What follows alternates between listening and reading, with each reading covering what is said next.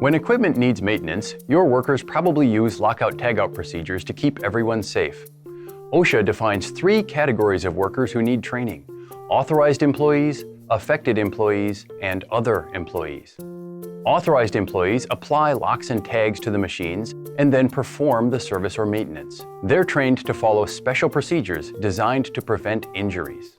Affected employees are workers who use machines being serviced under lockout-tagout or whose job requires them to work in areas where those procedures are being used. They are affected because they cannot use the equipment being serviced. Other employees are those who don't use the equipment being serviced, but may have other duties in areas where lockout procedures are used.